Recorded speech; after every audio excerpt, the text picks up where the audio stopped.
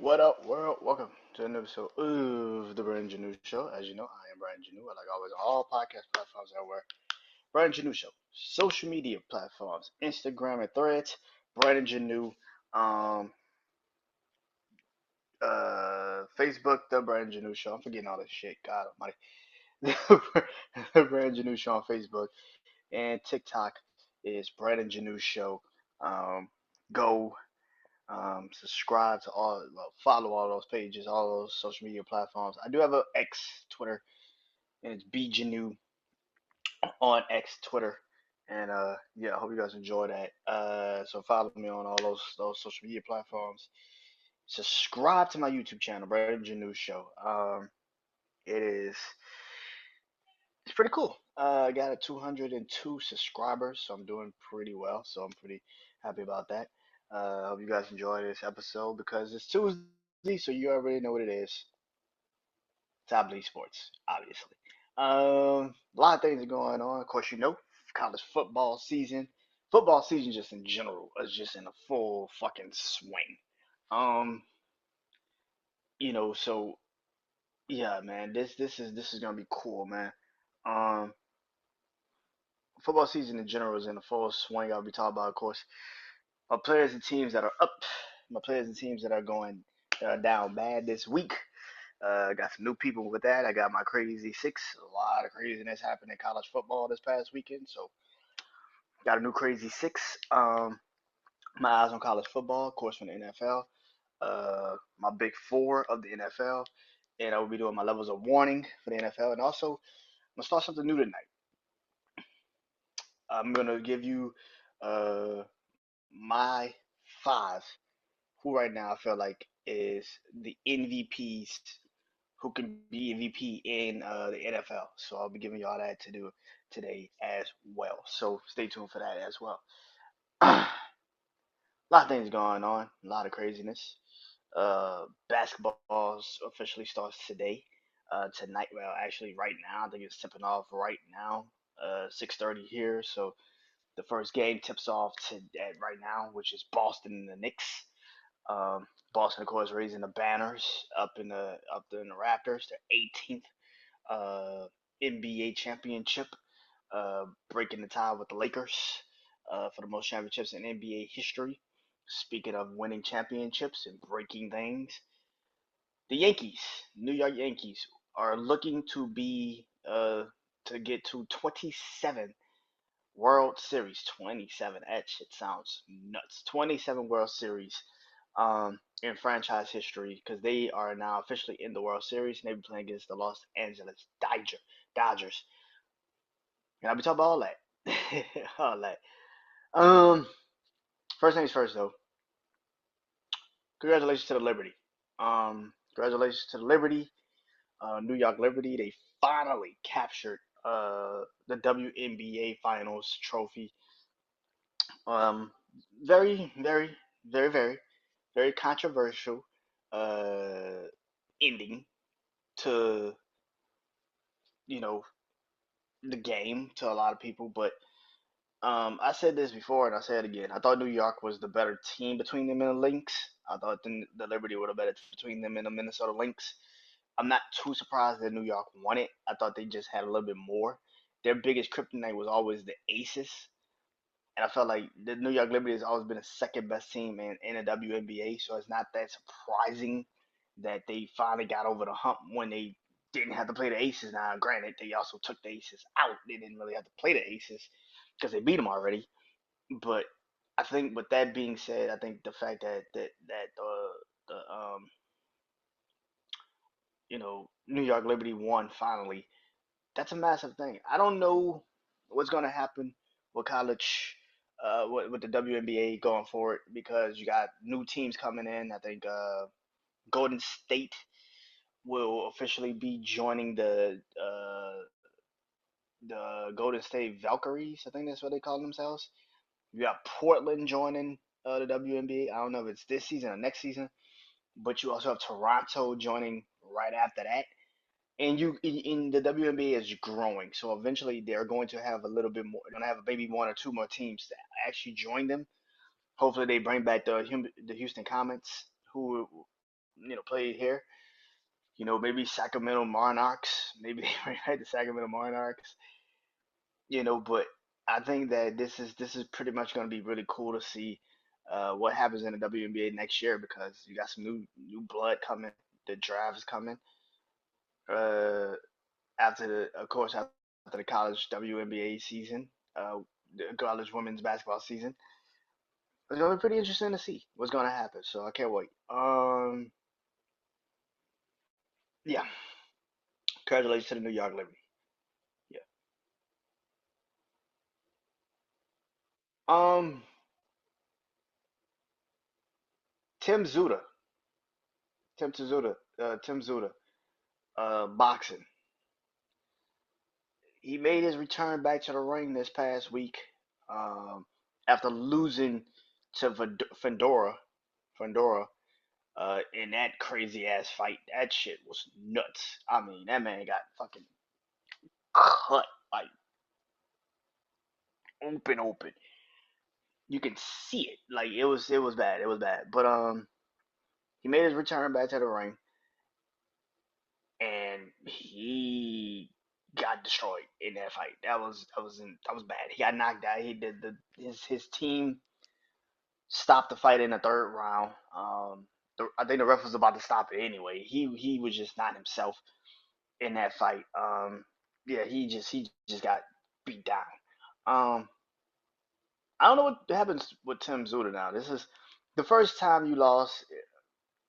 It was you know literally a fucking you know elbow to the head that bust you open, and now you have now this situation where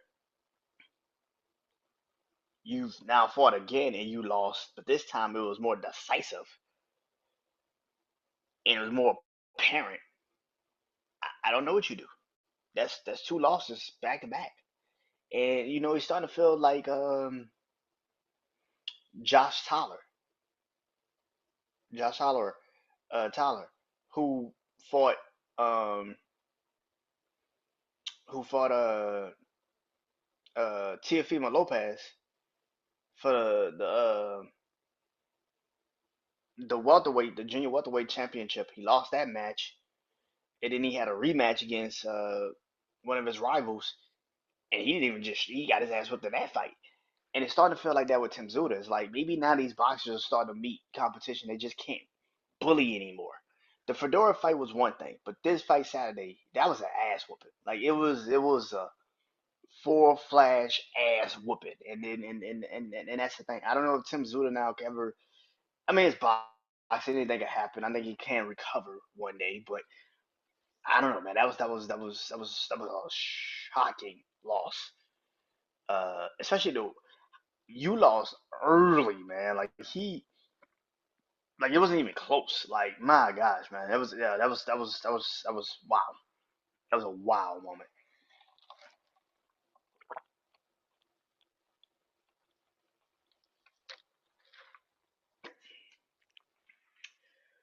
Yeah.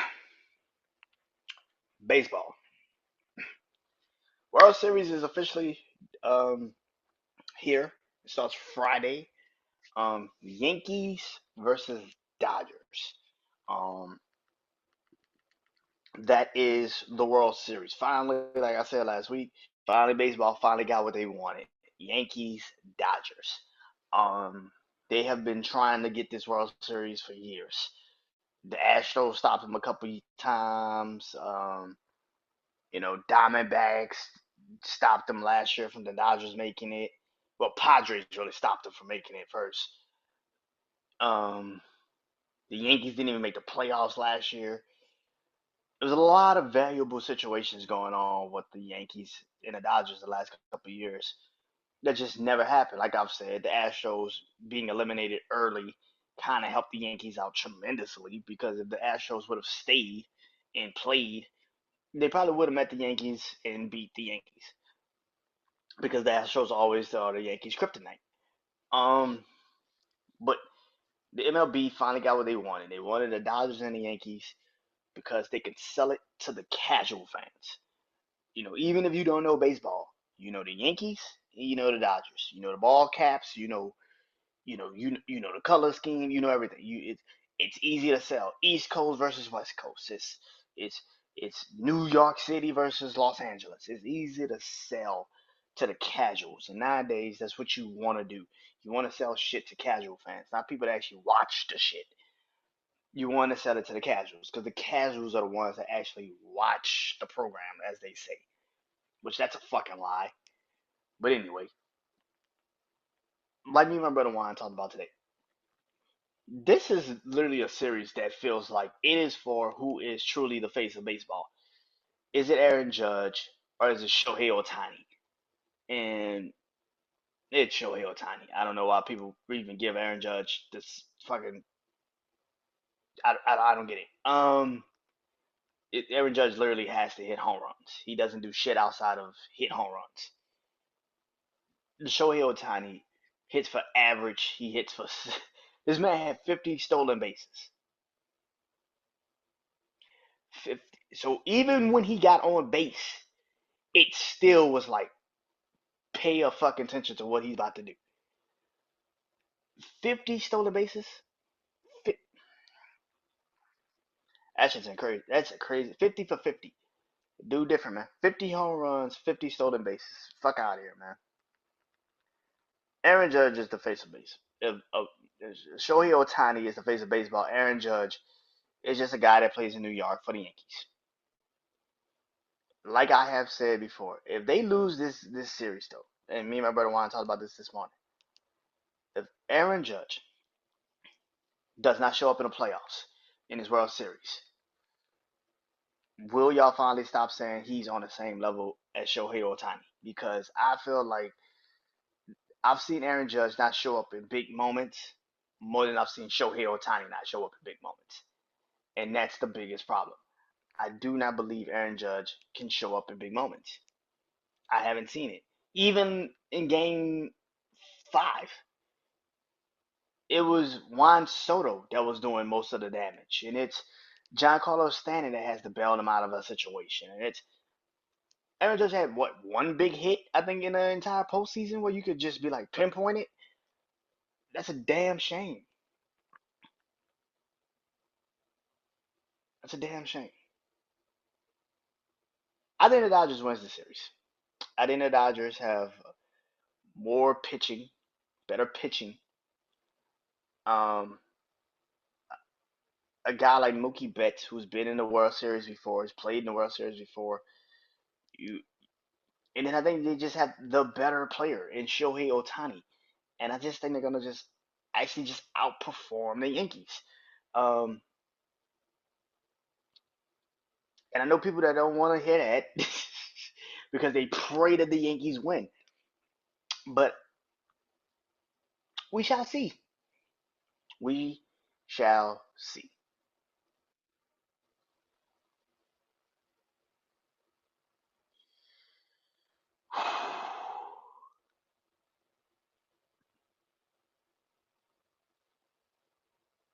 Let's get into it.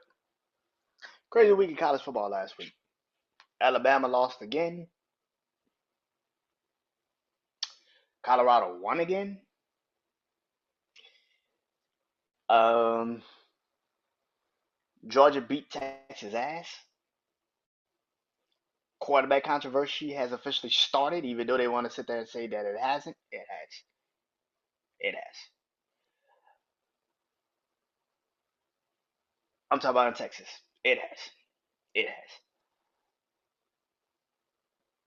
People that sit there and try to say college football isn't one of the greatest sports when this type of shit happens, you are delusional. You are crazy as shit. So let's get into it, man. My player and team that is up, and my players and teams that are down bad for week 9. God damn, it's week 9 in college football. Lord Jesus. Let's get into it. Let's do it. Um, my player.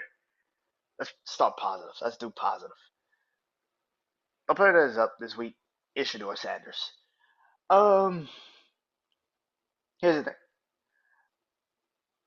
I have been very open and very honest when I have said that I do not think Shador Sanders is a number one overall pick.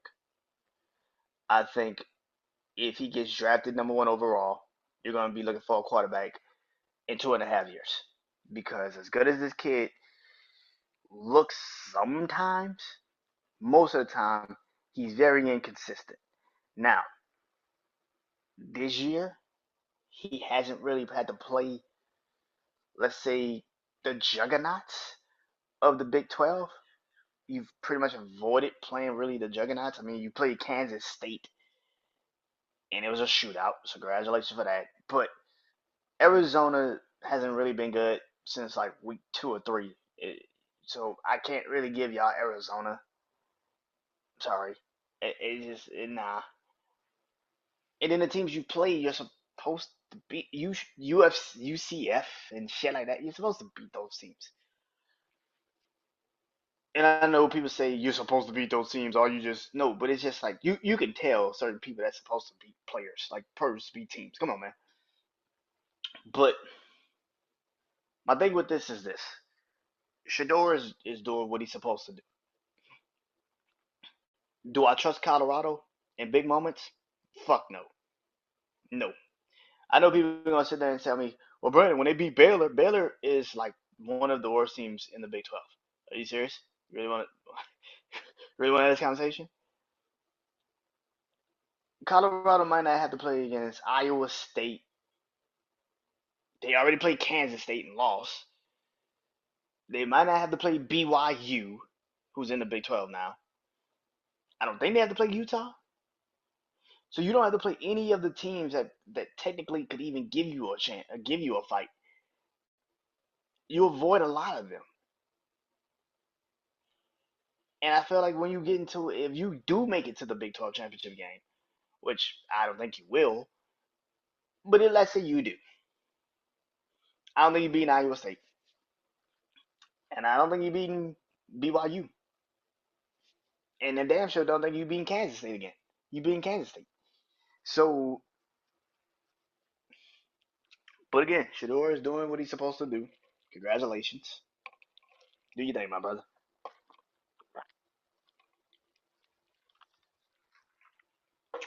Now, player that's gone down this week. And that's Quentin Irish, quarterback for Texas. When you watch that game, he couldn't handle Georgia. Couldn't handle them. Now, people can sit there and say there's not too many teams or really too many players they can. But when you are on the opposite side and you're watching Carson Beck, who a lot of people also think is a number one overall pick type of quality player, and you are being compared to that shit, and you go out there and you stake up the joint and let them score 20 points on you to the point where your actual head coach had to take you out the game and put in Archie Manning. There is something to that. There is something to that. There's something to that. I'm not saying this kid is bad at all. No. But this is the SEC now.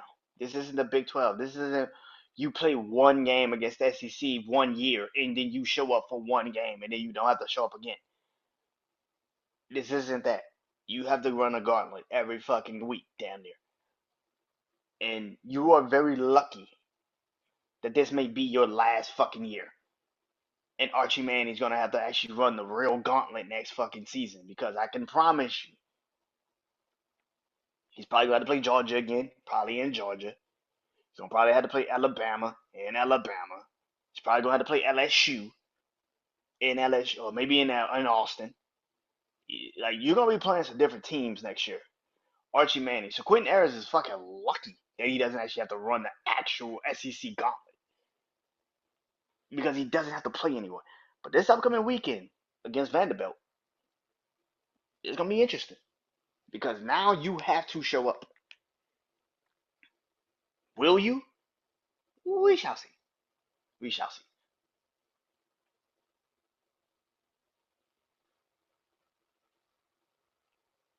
Let's keep it on the down low. My team that's going down bad this week is Alabama. Alabama um has now lost 2 games this year.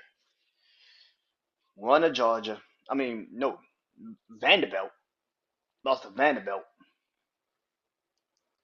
That shit's still wild to me. I don't know how the fuck you lost to Vanderbilt. Lost to Vanderbilt, and then you lost, um, to Tennessee. Those are the 2 games you lost.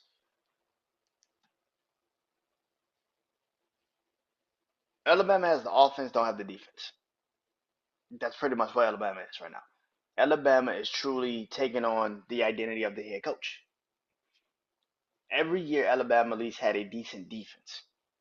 They had some players, some things that you can feel comfortable about defensively that you wasn't losing your mind over. This year, Alabama defense has none of that. They have absolutely none of that. You got to also realize they lost a lot of players when Nick Saban retired. A lot of players hit the transfer portal and left. So this Alabama team isn't a usual defensive SEC Alabama defense, and they're showing you right now in this situation. I think they're just showing you right now in this situation how extremely hard it is for them to um, compete in the SEC without having, you know, a defense. You trail the entire game against Vanderbilt. You were competitive in the game against Tennessee. But like I said last week when I talked about that game, I felt like Tennessee could beat them because I thought Tennessee was just better than them and that they could make a little bit more plays than Alabama could at the moment. And that's exactly what happened. So I'm not really that surprised that Alabama lost to Tennessee. But this well, Alabama can still make the college playoff shit is crazy to me because we're about to really see how this 12 team shit about to work out because Alabama still has to play LSU and LSU. You still have certain games this year. You still have Auburn. You have to play. Now Auburn's not great, but again, like I always say, throw the records out when it's Alabama versus Auburn. Who gives a fuck about the record when you actually have to play them? Who's to say? I feel like Alabama has run into a problem. And we're about to see if this 12 team playoff is really about to let this ride because Alabama now is what I thought Georgia would be last week, which is you have now lost 2 games in the SEC. This isn't like the SEC. You know, we got divisions still, SEC West and SEC East. You have now lost 2 games in the SEC. You are trailing now. You're behind Georgia. You're behind Texas. That's a problem. That's a massive, massive problem. And like I said, in a couple weeks, you play LSU and LSU, and if LSU beats Texas A&M this weekend, that game now matters way more than it probably would have in week 1 or week 2. This game now matters. So Alabama going down, that is a very shaky situation for Alabama, and we shall see how that looks. The team that's going up. I talked about the quarterback, so let me talk about the whole team. Colorado. Colorado as a team is pretty fucking interesting. After the Nebraska game, they have run off some wins. You got to realize Colorado started the season like 1-2, like one, yeah, like 1-1, yeah, because their last loss was Kansas State. But Colorado's run off some victories, and like I said, you're not really running through the Big 12 of competition. You're running to teams that you're supposed to actually, handle. But now looking back at the Nebraska loss, it kind of makes you really question what the fuck is wrong. What happened?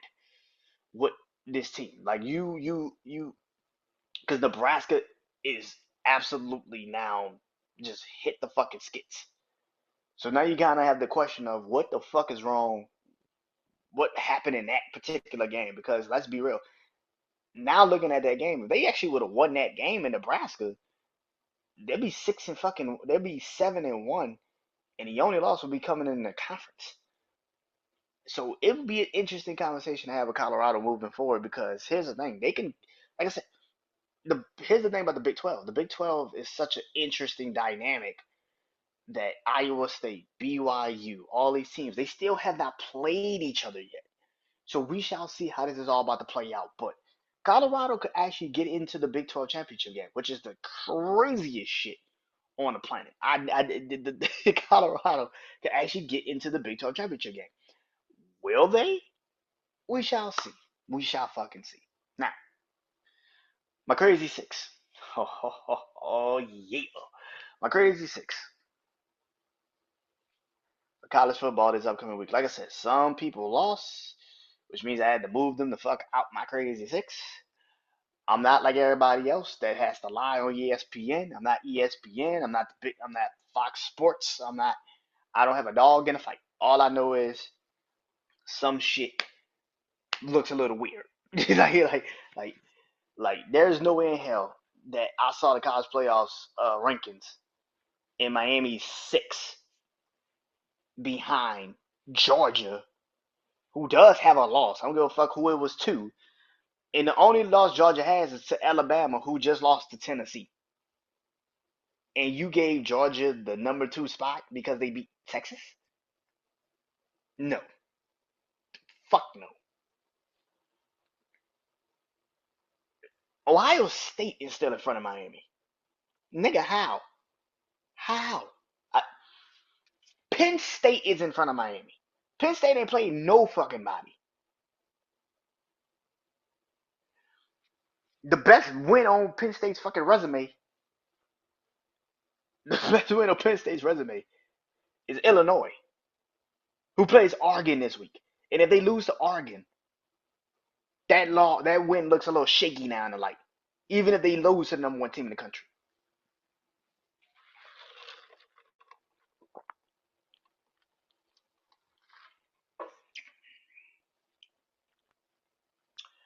My crazy six. Starting it off at number 1 is Miami. Going into Louisville, winning 45-38 against the Louisville Cardinals. Miami 7-0. I do believe that they do need to have a game where they are just extremely fucking dominant. They need a game where they are extremely fucking dominant. Like I said a couple of weeks ago, like I said last week about Miami, the one thing that's missing from Miami's resume is a splash game. They had one, but that was week 1 against Florida. They have not had a splash game where they just run up the score and nobody can stop them. And then on top of that, that defense just shuts you the fuck down. They haven't had that yet. And I think that's why so many people are so hesitant to put them at in the top 5 of the polls. But for me personally, I'm watching this shit. I see Cam Ward playing. That motherfucker is different. He's the number 1 quarterback in this upcoming draft. If you do not believe that, you're going to be picking a quarterback in 2.5 years. And Cam Ward is going to be somewhere on a playoff team. You cannot sit here and look at that man and tell me, because this is one thing if he is just doing it in Miami. He did this shit last year at Washington State. If he didn't get injured in Washington State last year, he did the same shit in Washington State. This man's been doing this for a while. That is why I say because he's the most battle tested quarterback out of everyone. He's not like Shador. He's not like Quentin Ayers. He's not coddled. He's not baby. Everywhere he's been, he has been a starter, and they have won. That's a guy I'm taking. I'm sorry. That's a guy I'm taking. You've been in different different situations, different everything, and you've won. I'm sorry. I gotta take that. Miami's 7-0, and they're my number one team coming into this week. Now here's where Miami could really have that big ass splash game. They play Florida State, the rival of all rivals. They play Florida State in Miami. Last year, Florida State barely, and I mean barely, beat Miami. And Miami didn't even have that good of a team last year, but they barely beat Miami. Florida State is 1-6. Miami's 7-0 at home. The last time Miami was actually at home was the Virginia Tech game. Crazy as that sounds, right? They have not been at home since the Virginia Tech game. That was literally like a month ago. That shit was like a month ago. They will be at home this upcoming week against Florida State. And if they beat Florida State, and I mean absolutely beat their ass, there's a question that needs to be answered. And that is Miami, not if Miami, but where particularly is Miami ranked in the top five? Because that's a question that needs to be fucking answered and answered this weekend. But for me, they're number one with a bullet on my list. My crazy six is the U.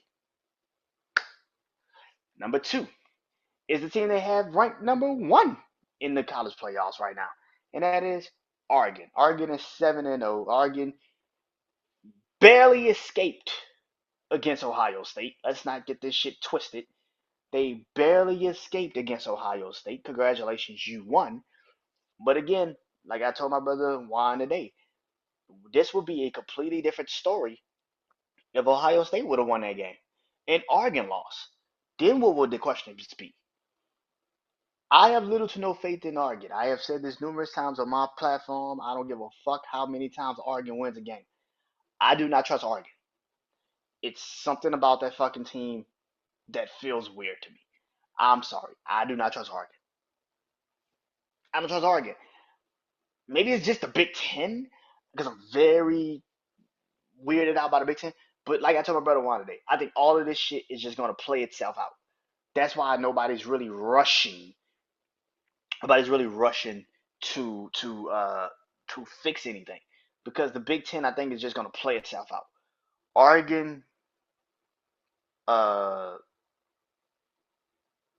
is going to be very lucky to get where they're at because eventually they're going to also play Penn State. They play Penn State at some. I think they play Penn State next week. Yeah, I think they play Penn State next week. Shit. And then they play Penn State next fucking week, matter of fact. But Oregon versus Illinois is the game this week. They played them in Oregon. Illinois, like I said, is only loss is to Penn State. And that was a very competitive game. And another one where if Illinois would have won it, would we be talking about Penn State? It's like we're talking about Penn State. So Oregon could go in there trying to fuck around and play around with Illinois, and they could get their ass beat. Simple. Number three is Penn State. 6-0. They go to Wisconsin. That's a Big Ten game. I think Penn State's gonna be. Listen, good luck with Penn State. Yeah, like good luck with Penn State. I like Wisconsin is always a weird team because they can always catch one of those teams off guard, and of course also being in Wisconsin of all places. Like I've always said about Penn State, I don't trust this team. I don't trust Oregon. I don't trust Penn State. I don't trust them. I'm sorry, I just don't trust them. And people could sit there and think I'm crazy for saying that, but I don't trust them. Penn State had a bye week, and they're going into Wisconsin. But the week before that, before you had the bye week, you barely beat the USC Trojans, and now you play Wisconsin. We shall see how this looks. But Penn State is third. Number four. Don't tell me I don't fuck with the Big Ten because I do fuck with the Big Ten. See, because at number 4, it is Indiana, and they are 7-0, and they host Washington. Indiana is an interesting team, and I think because we talk about Oregon and Illinois and Penn State and Ohio State and Michigan, Indiana has kind of slowly, quietly moved into becoming one of the best teams in the Big Ten. They don't really have anybody holding them back. They can do what they need to do, and that's the thing about the Indiana Hoosiers right now. We're so used to them basketball wise, we're not used to them football wise. But Indiana's always been a really good program, even when they had Michael Penix Jr. there. They've always been a really good program. So to see them now play against Washington this week. Now, of course, they have their quarterback that had an injury in that super blowout to Nebraska this past weekend. But I do believe Indiana, if they can beat Washington, I don't really see anybody really giving them too much of a test until they probably play Ohio State. So we shall see how that looks. I think they play Ohio State this year. Yeah. Number 5 is Clemson, 6-1. They're on a bye this week, but last week they beat who did they beat? But last week they beat. I want to say Wake Forest. I want to say Wake Forest. I don't think they played Wake Forest, but I think they played Wake Forest, and they beat them. The ACC is an interesting conference because we talk about Clemson, we talk about Miami. We don't talk about Pittsburgh enough. Pittsburgh is also undefeated in the ACC. Nobody talks about them. But Clemson is finally getting to a situation where I think they finally are comfortable. And I still have to wait and see how this team is going to particularly look when it's all said and done. I still don't believe that Clemson um, can beat Miami. I just don't. Um, Especially if Miami actually puts focus into it. I just don't think Clemson has enough to stop Miami. And to be 6-1 is great. They're on a bye this week. They get to sit at home and chill. But yeah, Clemson is turning around since earlier in the season where they kind of look just like a shell of themselves. But they figured it out, and I'm happy for them. And then number 6, to close out the crazy 6, is the LSU Tigers, 6-1, and they go to Texas. Excuse me. They go to Texas A&M this upcoming week. In winter will be first place in SEC. I don't know what the fuck that means, but okay. Um, I don't particularly know what the fuck that means, but okay. Um, Listen, there's not too much I can say about LSU. If you don't know, I talk about them on my Bleed Purple and Gold podcast. I talk about them. I got a podcast about LSU. I talk about them there. So if you want to hear what I gotta say about LSU, just tune in Saturday when this game is over, and I talk about it then. But yeah, LSU 6-1. The defense has gotten extremely better. I would say the last couple of weeks, and I think the bye week really made that defense better, and that's a good thing. We needed it.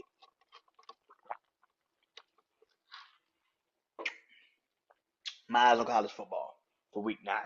Y'all know I do the skeptical game of the week, my most interesting game of the week, my upset game of the week, and then my game of the week. Let's get into it. Skeptical game of the week. And that is the game I talked about earlier. Illinois versus Oregon. Illinois is 20th in the polls. Oregon is number 1. Oregon beat down Purdue this past weekend.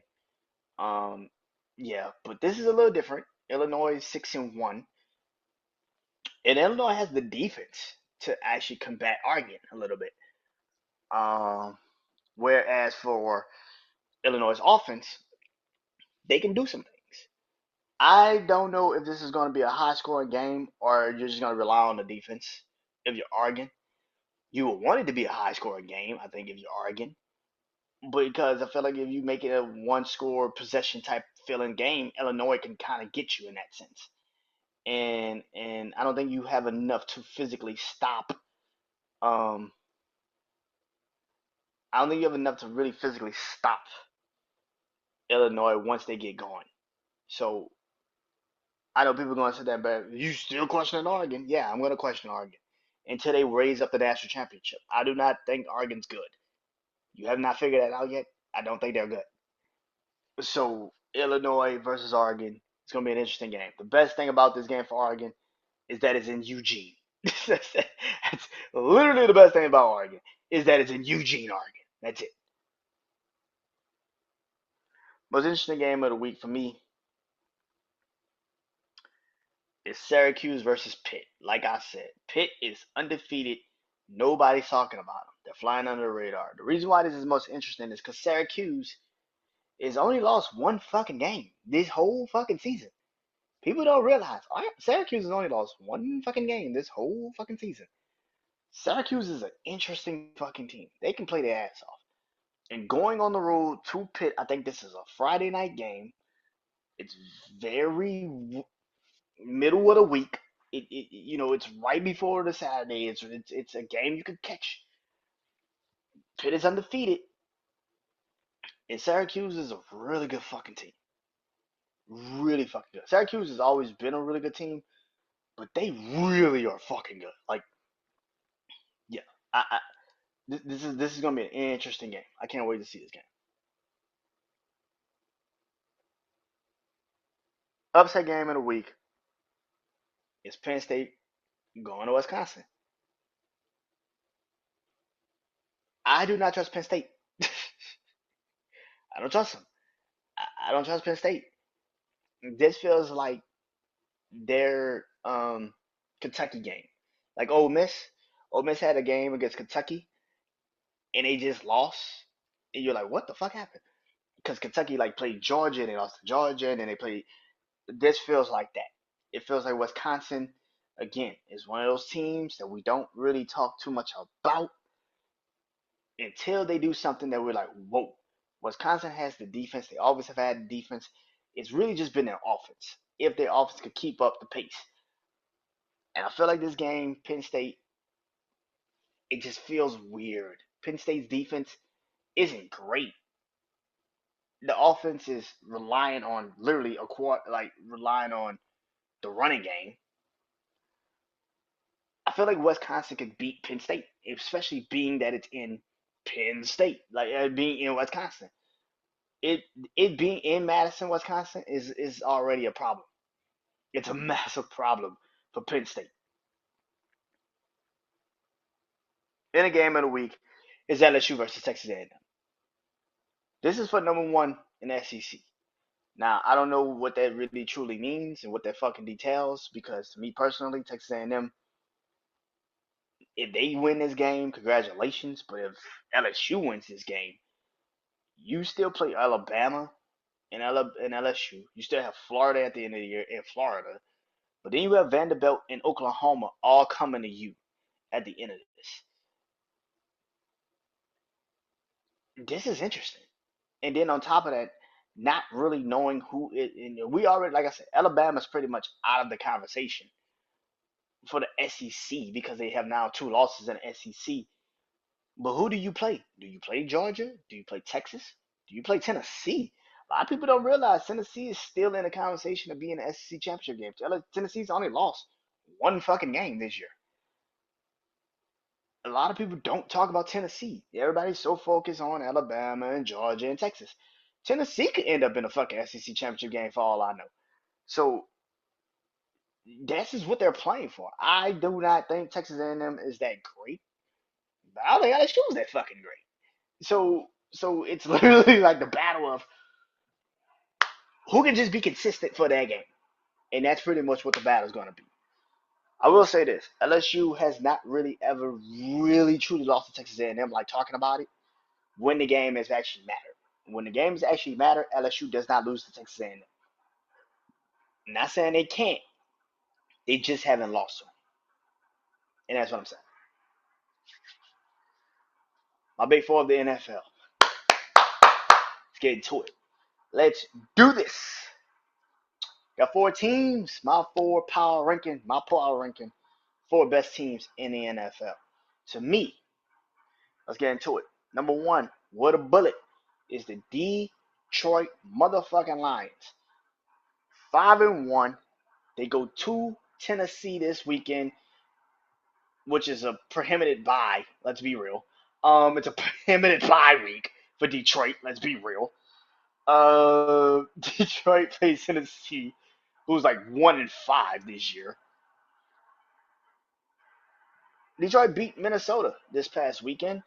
Beat them, ending Minnesota's undefeated streak at 5.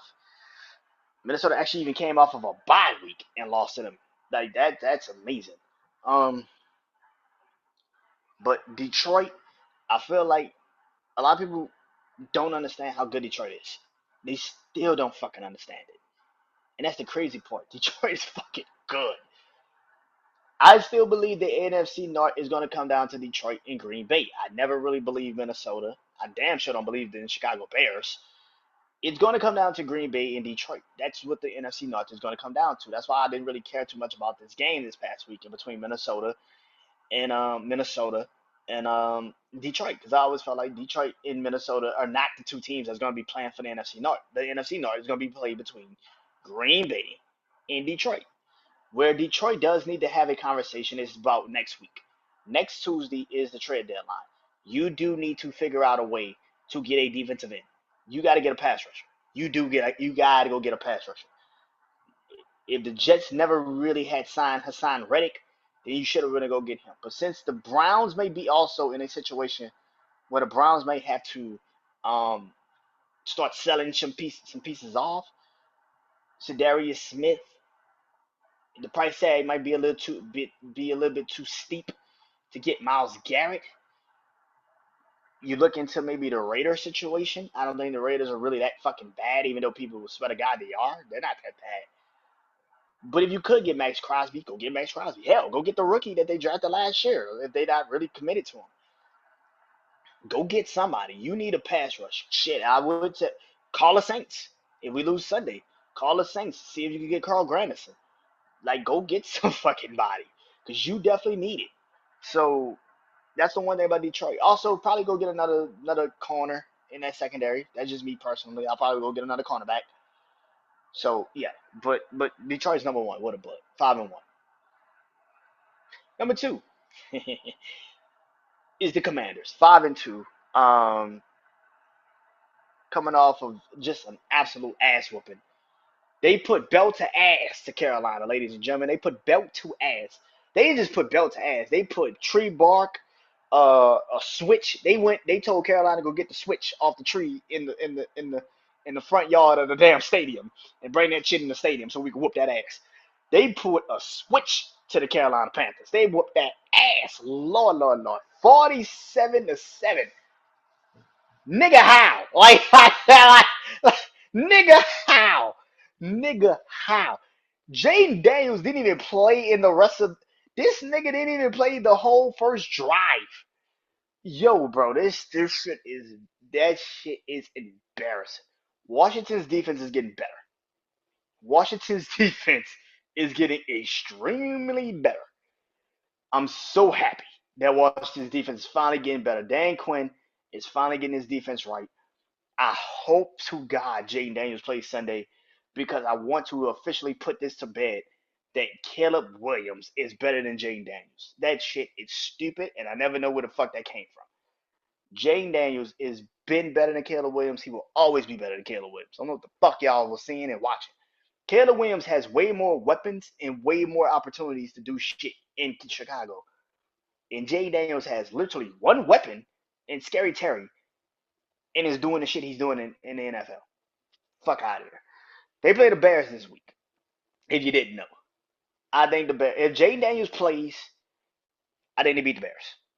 I think they beat the Bears. I don't think I know they're gonna beat the Bears because he's gonna do enough to confuse the shit out the defense, and that's all you need to do. Like I said, Washington's defense is playing better. Washington's defense is playing better. Chicago's playing better, but again, Chicago's coming off of a bye. I expect Chicago to be better coming off of a bye, but at the same time, you're asking Chicago to do more than what they probably can do offensively against this team, and that's where the problem lies. So, yeah, I think Washington gets it. Number three, I switched them. My 3 and 4 is switched. So, bear with me. Number three is the Baltimore Ravens. 5-2. Yeah, I got Baltimore. They're 5-2. They're number three to me. Um, the number three for me is the Baltimore Ravens. 5-2. Absolutely beat the hell out of the Tampa Bay Buccaneers last night.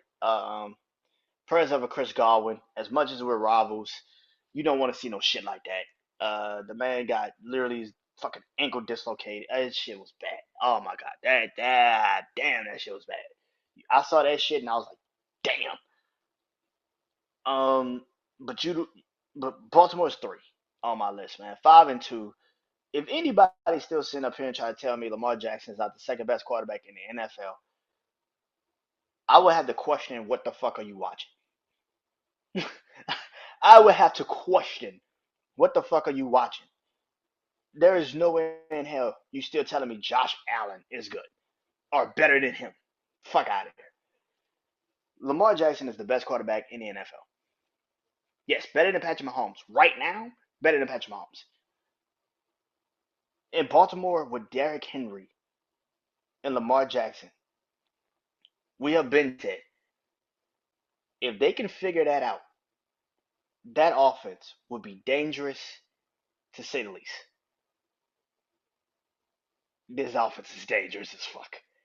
Now they're actually airing the fucking football out. Now they're using Zay Flowers. Now they're and that's another one. Hopefully Zay Flowers is healthy. Now they're using Zay Flowers. Now they're using Rashad Bateman, who everybody, let's be real, everybody in the world thought Rashad Bateman was just a done person. Like, fuck is this guy? The Ravens have figured it out. Defensively, they still gotta get some shit fixed out. That's why I'm kind of a little still hesitant about the Ravens as a team because defensively, it still feels like it's patchwork. But when they've actually played top competition, they've dominated. Do you understand that? They beat Buffalo when Buffalo was undefeated, and it wasn't like it was close. That was an ass whooping. They fully put belt ass. They beat Tampa Bay last night, and Tampa Bay's offense had been rolling through motherfuckers, and they beat them. And Tampa Bay didn't score a point for like an entire like 2 quarters after last night. People don't understand this shit. Baltimore's different. They're different, ladies and gentlemen, and they're third for me. And fourth is the Green Bay Packers, who is also 5-2. Escaping against the Houston Texans, yes, escaping, but a win is a win. Like I said, the NFC North is between Detroit and Green Bay. I don't really look at Chicago. I don't really look at Minnesota. It's between Green Bay and Detroit. The Green Bay has to figure out get their defense right, but I do believe Green Bay is going to be dangerous moving forward. I think Jordan Love has definitely got to stop throwing the ball into tight windows and think he could just fit everything in. That's stupid. Don't do that shit. But I think if they continuously do what they've been doing, which is try to use Josh Jacobs for everything, and that's another thing about Green Bay, I do believe you got to start running the football with Josh Jacobs and actually take the pressure off of Jordan Love in that offense. When you start to run the ball with Josh Jacobs and kill clock and start to move the ball that way, Jordan Love would not have to feel like he has to do everything. But Green Bay defensively is also a question for me.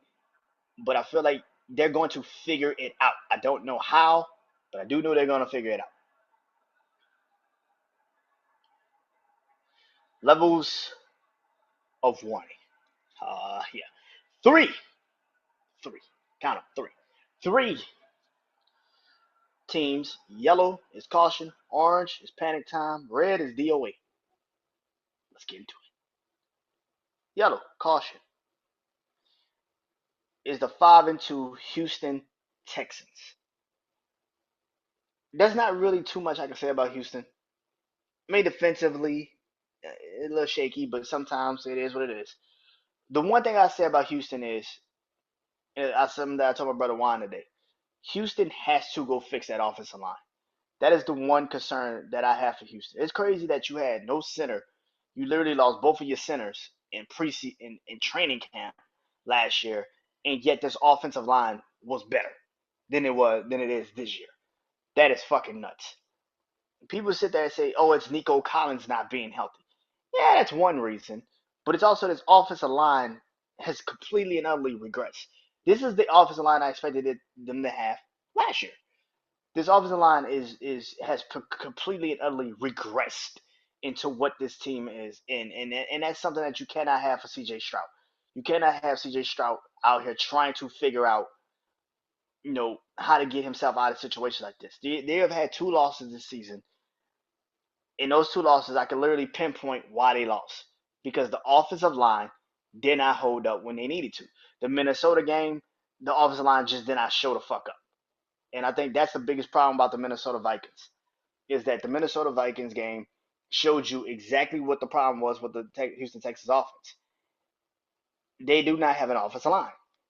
Then last week, CJ Stroud threw the ball and had 86 passing yards in the Green Bay game. That's not good. That's not something that wins you championships, especially on the road when you have to go into a Kansas City or a Baltimore. You're going to be on the road 9 out of 10.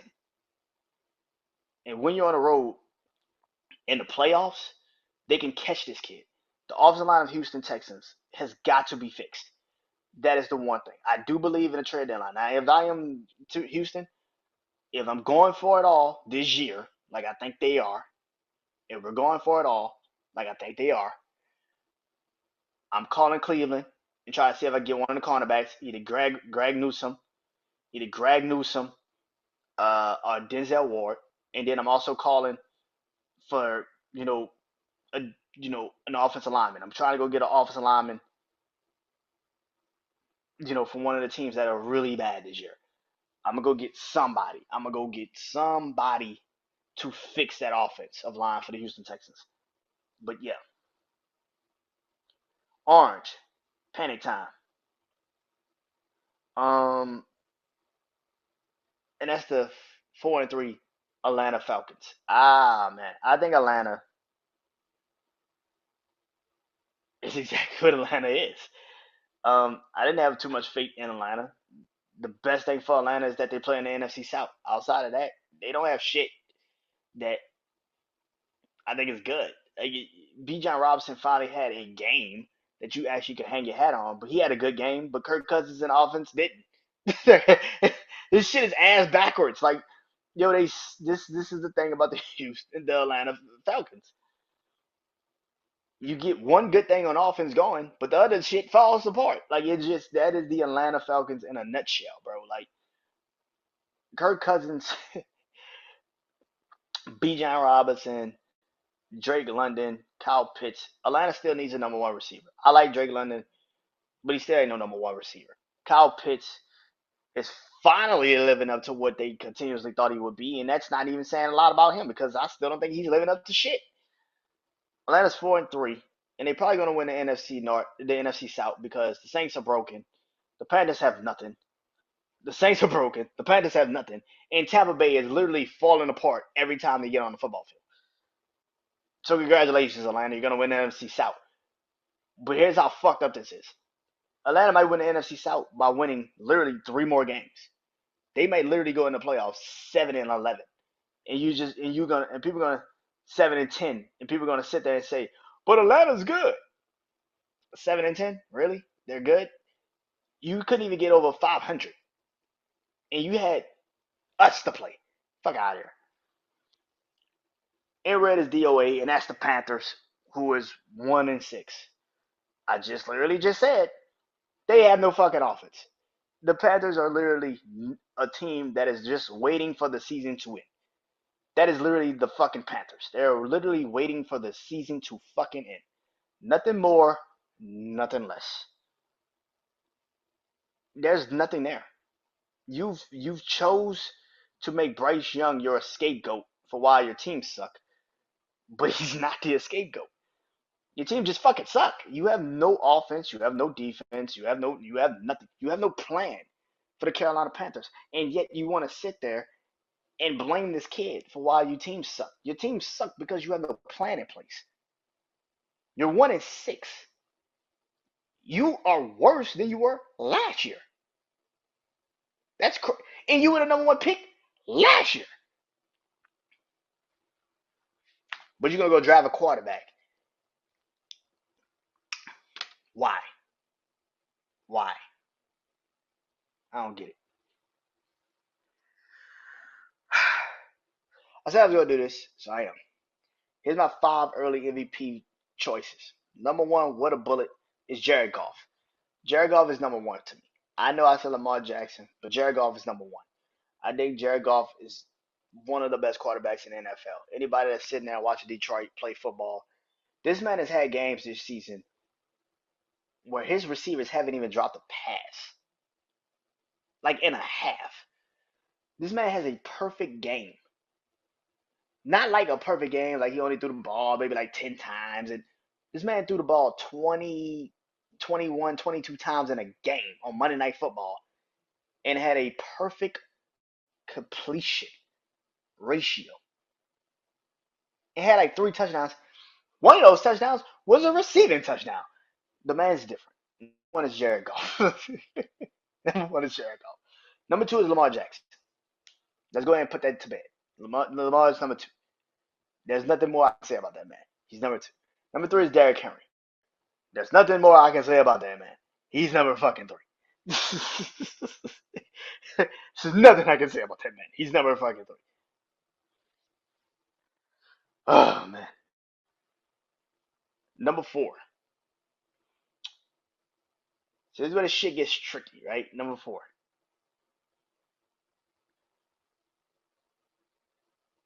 Number four to me is Jordan Love. Now, I know a lot of people sit there. You really think Jordan Love is for? Jordan Love is for. You can tell how Green Bay played when he wasn't there, and how they play it now with him with there. Now, even though Green Bay didn't wasn't bad when he wasn't there, you can tell they play a little bit more with a little bit more finesse when he's on the field. And that's the thing about the Green Bay Packers. So Jordan Love is four. And five is Saquon Barkley. Anybody that's sitting up there is still trying to tell me, well, actually, four, you know what? I think four is actually Jane Daniels. I take that back. Jane Daniels is four to me. And five is Saquon Barkley. Saquon Barkley is five with a bullet. Anybody that's sitting up there trying to tell me Saquon Barkley isn't having an MVP caliber year, you're fucking stupid. Even with their head coach being completely and utterly stupid and don't know what the fuck he's doing most of the games, Saquon Barkley is having a great fucking season. All right, that's it. I'm out. Done. Peace.